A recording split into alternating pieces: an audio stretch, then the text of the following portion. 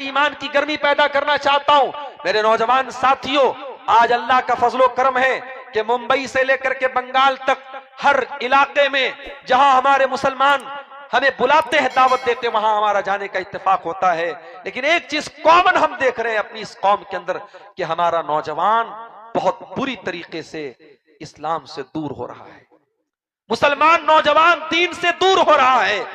अभी मुंबई के अंदर एक इलाका है मुंब्रा, वहां पर बाकायदा स्कूल के बच्चे 18 साल के नहीं और भी कम साल के, 15 साल के, 14 साल के बच्चे वो ड्रग्स ले रहे हैं। यकीन करें वो नशीला पाउडर ले रहे हैं, इतना खतरनाक पाउडर। वहां मुंबई के लोगों ने मुझे बताया उसका नाम एमडी होता है, और वो इतना खतरनाक पाउडर होता है कि जो बच्चा एक बार आदी हो जाता है फिर छूटता नहीं है, और वो शरीर को गला के खत्म कर देता है, बर्बाद कर देता है। आज हमारे पास फोन आता है, मुसलमान का कॉल आता है कि मौलाना साहब हमारे गांव में एक केस हो गया, एक लड़का लड़की ने आपस में गलत काम कर लिया और फिर गांव वालों ने दोनों की शादी करा दी, और शादी के 3-4 महीने के बाद पैदाइश हो गई बच्चे की। अब मसला बताइए क्या करना है। शर्म भी आती है, अफसोस भी होता है, ये कौम कहां पहुंच गई और क्या क्या मसले पैदा हो रहे हैं। मेरे प्यारे साथियों, जिनाकारी में आज हमारा नौजवान आगे है, बदकारी में हमारा नौजवान आगे है, नशाखोरी में हमारा नौजवान आगे है, हराम बिजनेस में और हराम कारोबार में हमारा नौजवान आगे है। आज कितने ऑनलाइन एप्स हैं जो बिल्कुल हराम है, कोई बिजनेस नहीं है, सट्टेबाजी हो रही है, क्रिकेट पर सट्टा लग रहा है, या शेयर मार्केट में बहुत सारी सट्टे की शक्लें हैं, या ऐसी फर्जी कंपनियां हैं जो पैसा लेकर के बड़े बड़े रिटर्न देने की बात कर रही हैं। नौजवान उनके झांसे में आ जाता। अभी कटिहार के एक इलाके में किसी ने बताया कि एक मुसलमान ने एक कंपनी आई थी जिसका नाम मेटा ओजोन कंपनी था, 1 करोड़ रुपए उसमें लगाए थे। 1 करोड़ मस्जिद के लिए देना पड़ जाए, मदरसे के लिए देना पड़ जाए तो नानी मर जाती है। 1 करोड़ छोड़ दो, 1 लाख देने में नानी मर जाती है। लोग नहीं देते हैं, बड़ी मुश्किल से मस्जिद के लिए, मदरसे के लिए, अल्लाह के घर के लिए देते हैं। 1 करोड़ रुपया उसने कंपनी में लगाया, कंपनी डूब गई, 1 करोड़ रुपया डूब गया। आज वो बेचारा मोहताज बन गया है दूसरों का। मेरे प्यारे साथियों, अपने नौजवानों को मैसेज देना चाहता हूं कि नौजवानों, दुनिया की 4 दिन की जिंदगी के पीछे इतने अंधे मत बनो। ये दुनिया आज है, कल नहीं रहेगी। आज आप जवान है, कल बूढ़े हो जाएंगे। आज अगर कुछ गुनाह हमने किए हैं, कल पछताना पड़ेगा। गुनाह की लज्जत वक्ती तौर पर हमें अच्छी लगेगी, मगर गुनाह होने के बाद हमें एहसास होगा कि यार ये नहीं करना चाहिए था। गुनाह की लज्जत और गुनाह का जायका है तो बड़ा टेस्टी, मगर उसका पछतावा बाद में जरूर होगा। इसलिए मेरे नौजवान साथियों, आपको पैगाम देना चाहता हूं, कल जुमा का दिन है, अगर आपको मौका मिले जाइए घर में कुरान खोलिए, और कुरान के 15वें पारे में अल्लाह ताला ने असहाबे कहफ का वाकया बयान किया है। अल्लाह के कुछ बंदे थे जो अपने महलों को छोड़ के, अपने अमीर बाप की हवेली को छोड़ के एक गुफा में जाकर के, एक पहाड़ की गुफा में जाकर के सो जाते हैं। क्यों जाते हैं वहां? बाप का महल क्यों छोड़ा, मां की हवेली क्यों छोड़ी? अपने दीन को बचाने के लिए, अपने ईमान को बचाने के लिए। और उन नौजवानों को अल्लाह ताला ने 300 साल तक उस गुफा में सुलाए रखा। उनका वाकया अल्लाह ने कुरान में बयान किया है। जाइए कुरान का 15वां पारा खोलिए, उनका वाकया जब अल्लाह बयान करता है तो अल्लाह ताला एक बात को हाईलाइट करता है। अल्लाह कहता, इन्नहुम फित्यतुन आमनू बिरब्बिहिम वज़िदनाहुम हुदा, कि ये हमारे चंद नौजवान बंदे थे। ये 18-20 साल के, 22 साल के यंग लड़के थे।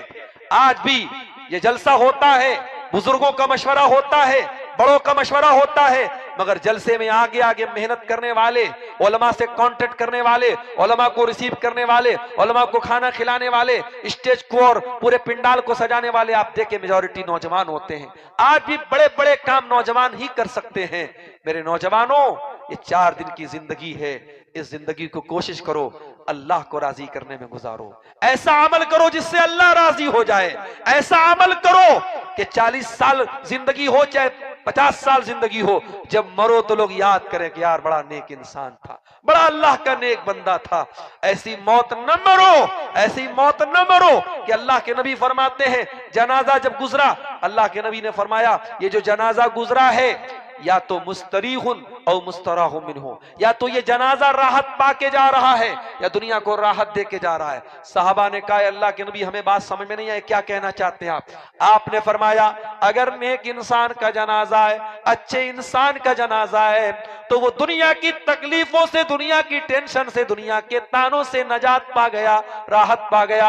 अब वो कब्र में जाएगा और जन्नत का मजा लेगा, जन्नत की खिड़की उसके लिए खोली जाएगी और आखिरत में जाएगा तो जन्नत मिलेगी। वो दुनिया से राहत पा गया। और जो बुरा आदमी होगा, जो बदकार होगा, जो गलत काम करने वाला होगा, जो नशाखोर होगा, जो हराम खोर होगा, जो बदकार होगा, जब वो मरेगा, अल्लाह के नबी फरमाते हैं जब उसका जनाजा जाता है, यस्तरीहु मिनहुल इबादु वल बिलादु वश्शजरु वद्दवाब, सब लोग चैन की सांस लेते, चलो किसी तरीके से ये मरा है, खस कम जहां पाक, ये मरा है, हमको सुकून की सांस मिली। ऐसी मौत मत मरो मेरे भाई, ऐसी मौत मत मरो। मौत ऐसी हो, मौत उसकी हुई जिसका करे जमाना अफसोस। यूं तो दुनिया में सभी आए हैं मरने के लिए, मरना तो सबको है।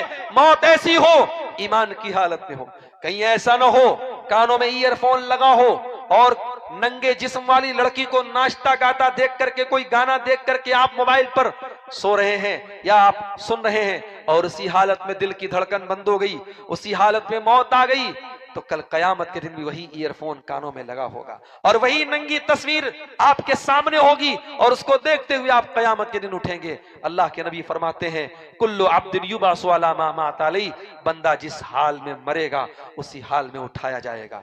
मेरे नौजवान साथियों, आप जरा नबी के सहाबा की जिंदगियों को पढ़ो।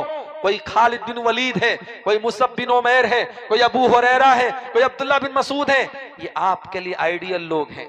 कभी मौका मिले फेसबुक की दुनिया से, इंस्टाग्राम की दुनिया से बाहर निकलो और नई टाइम है किताब पढ़ने का, जाओ किसी ऑथेंटिक आलिम, किसी अच्छे आलिम की तकरीर में उनके वाकयात को सुनो, आपके रोंगटे खड़े हो जाएंगे, आपके रोंगटे खड़े हो जाएंगे। क्या लोग थे ये। अबू हुरैरा रज़ी अल्लाह तआला अन्हु कौन है? ये नबी के साथ 4 साल रहते हैं, सिर्फ 4 साल, और 4 साल में कितनी हदीसें ये बयान करते हैं नबी से? 5374 हदीसें अबू हुरैरा याद कर लेते हैं। लोग कहते हैं अबू हुरैरा हम नबी के साथ 10 साल रहे, हम नबी के साथ 11 साल रहे, हमें उतनी हदीस याद नहीं, तुम्हें 5000 हदीस कैसे याद हो गई? अबू हुरैरा कहते हैं कि ऐ मेरे भाई, तू खेतों में काम करने चला जाता था, तू मार्केट में बिजनेस करने चला जाता था। अबू हुरैरा नबी के दरवाजे पर पड़ा रहता था, खाना मिला तो मिला, पानी मिला तो मिला, भूखा प्यासा रहकर अबू हुरैरा नबी के साथ साथ रहता था, नबी की एक एक बात को याद करता था, नबी की एक एक बात को नोट करता था, इसलिए 5374 हदीसों को रिवायत किया अबू हुरैरा ने। ये हजरत मुआज इब्न जबल हैं। ये कौन है? नबी के बड़े चहेते सहाबी हैं, नबी इनके ऊपर बहुत भरोसा करते थे। मुआज इब्न जबल को अल्लाह के नबी यमन की तरफ भेज रहे हैं, इंतकाल के 1 साल पहले की बात है। अल्लाह के नबी मुआज इब्न जबल को नसीहत कर रहे हैं, वसीयत कर रहे हैं। वसीयत करते करते अल्लाह के नबी कहते हैं मुआज इब्न जबल, हो सकता है कि आइंदा साल जब तुम मदीना में आओ तुम्हारी मुलाकात तुम्हारे नबी से न हो पाए, हो सकता है तुम मदीना में आओ और तुम्हारा गुजर तुम्हारे नबी की कब्र के पास से हो। नबी की मौत का जिक्र आया, नबी की वफात का जिक्र आया, मुआज इब्न जबल रोने लगे, आंखों से आंसू बहने लगे। अल्लाह के नबी ने मदीना की तरफ अपना हाथ का इशारा किया और आपने फरमाया कि ऐ मुआज इब्न जबल, कान खोल करके सुन लो कि कयामत के दिन सबसे करीब मुझसे वो लोग होंगे जो मुत्तकी और परहेजगार होंगे। मुत्तकी लोग नबी से करीब होंगे। मेरे नौजवान साथियों, अगर आपके दिल में नबी का साथ पाने की तमन्ना है, नबी के हाथों कौसर का जाम पीने की तमन्ना है, रात में तकरीर अगर सुनने का गट्स है, तो सुबह फजर की नमाज मोड़ने का भी गट्स पैदा करो। आपके हाथों में इंटरनेट भरा मोबाइल है, सोशल मीडिया वाला मोबाइल है, उस पे गलत और गंदी चीजें भी हैं, उस पे अच्छी चीजें भी हैं। जब शैतान आपको गलत चीजों की तरफ लेके जाने की कोशिश करे तो अपने नफ्स से कह दे, अपने नफ्स से कह दो कि मैं इस मोबाइल पर जो गलत चीजें देखूंगा हो सकता है मैं डिलीट कर दूं, हो सकता है कि दुनिया वालों को इसके बारे में न पता चले, मगर उस अल्लाह को क्या जवाब दूंगा?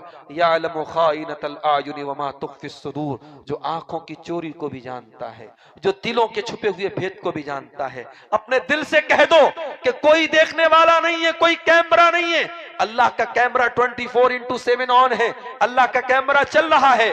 व इन्ना अलैकुम लहाफिज़ीन किरामन कातिबीन यअलमून मा तफ़अलून, अल्लाह के किरामन कातिबीन तो एक एक बात को लिख रहे हैं। मेरे प्यारे साथियों, तकवा इसी का नाम है कि हर हालत में इंसान के दिल में इस बात का एहसास हो अल्लाह देख रहा है, अल्लाह का डर इंसान अपने दिल में पैदा करे। मेरे नौजवान साथियों, आप जलसा सुनते हैं, उलमा के बयानात सुनते हैं, उलमा से मोहब्बत करते हैं, लेकिन अगर उलमा की तकरीरों पर और उनकी कही गई बातों पर अमल नहीं करते हैं तो माफ कीजिए, इस मोहब्बत का कोई मतलब नहीं। अब्दुल गफ्फार साहब थे की तकरीरें आपने बहुत यूट्यूब पर सुनी होगी, उनके साथ कभी आपने सेल्फी भी ली होगी, मगर इस सेल्फी और इस मोहब्बत का कोई फायदा अल्लाह के आपको नहीं मिलेगा अगर इस मोहब्बत के साथ साथ ये जज्बा भी ना हो कि हाँ हम उनकी बातों पर अमल भी करेंगे। आज मस्जिदों का हाल ये है कि मस्जिदें मरसियां खां है कि नमाजी न रहे।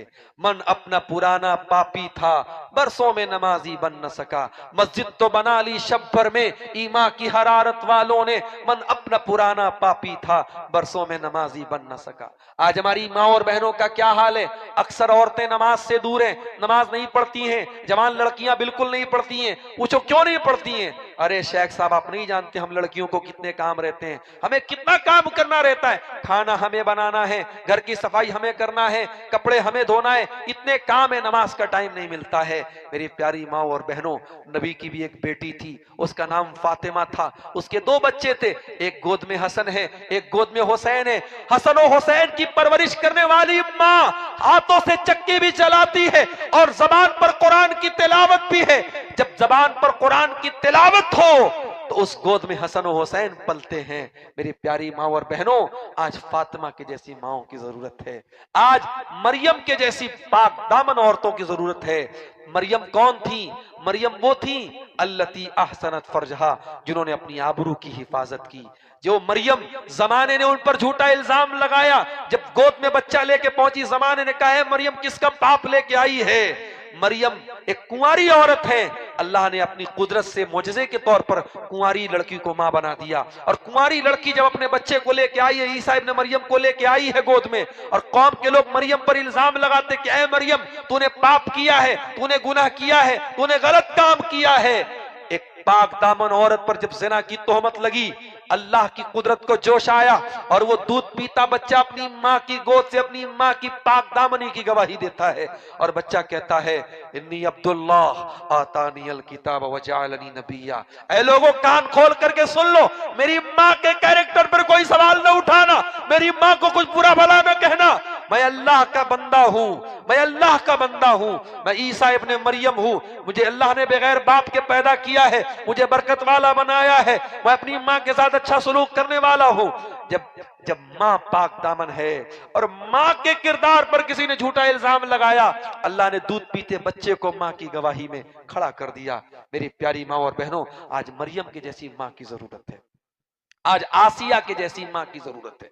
फिरौन जैसे जालिम शौहर की बीवी है, फिरौन के महल में रहती थी, आराम से खाती थी पीती थी। जब आसिया ईमान ले आई, मुसलमान हो गई, फिरौन ने जेल में डलवा दिया, हाथों में पैरों में जंजीरें डाल दी, हथकड़ियां डाल दी। आसिया दुआ करती अल्लाह की बारगाह में, कहती रब्बिब्नली इंदक बैतन फिल जन्नह वनज्जिनी मिन फिरौन व अमलिही वनज्जिनी मिनल कौमिज़ ज़ालिमीन। आय अल्लाह, मैं तेरी बंदी आसिया हूँ, फिरौन की बीवी हूँ। आय अल्लाह, तेरी खातिर, तेरी तौहीद की खातिर, तेरे ईमान की खातिर फिरौन का महल मैंने छोड़ दिया, फिरौन का ऐशो आराम छोड़ दिया। आय अल्लाह, तू मुझे अपने पास जन्नत में एक महल अता फरमा और मुझे इस जालिम से नजात दे दे।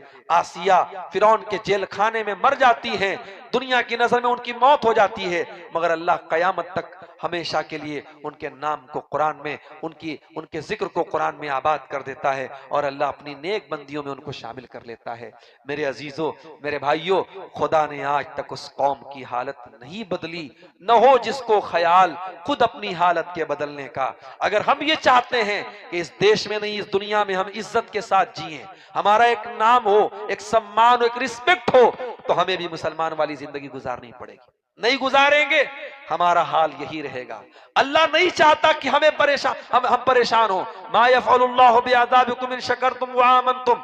ऐ मेरे बंदो, अगर तुम अल्लाह का शुक्रिया अदा करोगे, अल्लाह पर ईमान लाओगे, अल्लाह तुम पर अपना अजाब नाजिल नहीं करेगा। लेकिन हाँ, जब तुम बिगड़ जाओगे, अल्लाह के रास्ते से हट जाओगे, आज आप देख लें कितनी शिर्क व बिदअत के काम आपके इसी बंगाल में, इसी मालदा में, कलियाचक में होते हैं। आप खड़े होकर के तौहीद की बात करें, लोग आपको गाली देना शुरू कर देंगे। मुझे याद है 12 रबीउल अव्वल की तारीख में इसी इलाके में कहीं प्रोग्राम था, मैं मालदा से कलियाचक के रास्ते को मैं जा रहा था, गालिबन बस से जा रहा था। मैं कितना लंबा सफर होगा मालदा से कलियाचक या फरक्का तक का सफर, इस सफर को पार करने में कई घंटे लग गए। क्यों साहब? जुलूस निकल रहा है, बड़े बड़े डीजे निकल रहे हैं, जवान जवान लड़कियां डीजे के पीछे निकल रही हैं और नबी की पैदाइश का जश्न मनाया जा रहा है। और इतनी जज्बाती है ये कौम, आप खड़े होकर समझा दे कि भाई गलत है, ये साबित नहीं है, ये सही नहीं है, लोग आपको मारना पीटना शुरू कर देंगे, लोग आपको गाली देना शुरू कर देंगे। लोगों की नजर में जो ये काम कर रहा है वही रसूल का चाहने वाला है, और जो काम ये नहीं कर रहा है वो रसूल का गुस्ताख है, नौजुबिल्लाह। आज बिदात और खुराफात में मुसलमान डूबा हुआ है। कितने मुसलमान हैं, उनकी औरतें मजारों पर औलाद नहीं हो रही है, मजारों पे कब्रों पे जा जा के सर झुका रही हैं। कितने मुसलमान हैं, घर में बच्चा बीमार हो गया, गले में तावीज पहन करके वो चल रहे हैं। मेरे भाइयों, हम अल्लाह को नाराज करके हम दुनिया में तरक्की नहीं कर सकते। हम अल्लाह को नाराज करने वाला काम करके, शिर्क करके, बिदअत करके हम ये सोचे कि अल्लाह हमें इज्जत देगा, नहीं। कुलिल्लाहुम्मा मालिकल मुल्की तुतिल मुल्क मन तशा व तंज़िउल मुल्क मिम्मन तशा व तुइज़्ज़ु मन तशा व तुज़िल्लु मन तशा। बादशाहत अल्लाह के हाथ में है, अल्लाह के पावर अल्लाह के हाथ में है। बशार अल असद ने सोचा नहीं था, 31 साल हुकूमत करने वाला, 6-7 लाख लोगों को मार देने वाला, कभी सीरिया से उसको भागना पड़ेगा। आज वो भाग रहा है। दुनिया का हर जालिम याद रखे, हर फिरौन याद रखे, उसे एक दिन जमीन छोड़ के जाना है, एक दिन उसके जुल्म का अंजाम बुरा होना है, हर डिक्टेटर को खत्म होना है। बादशाहत का मालिक अल्लाह है, इज्जत का मालिक अल्लाह है, जिल्लत का मालिक अल्लाह है। हम मानते हैं आज हम बहुत जलीलो खार हैं, बहुत परेशान हैं, मगर हम दुआए कुनूत में क्या कहते हैं? वला यइज़्ज़ु मन आदैत वला यज़िल्लु मन वालैत। ऐ अल्लाह, जिससे तू दोस्ती कर ले, जिससे तू मोहब्बत कर ले, वो कभी जलील नहीं हो सकता, और जिससे तू दुश्मनी कर दे वो कभी इज्जत नहीं पा सकता। अल्लाह के दोस्त बन जाओ मेरे भाई, अल्लाह के चाहने वाले बन जाओ, अल्लाह को राजी करने वाला अमल कर लो, और फिर देखो दुनिया आपकी इज्जत का लोहा मानेगी, दुनिया आपका लोहा मानेगी।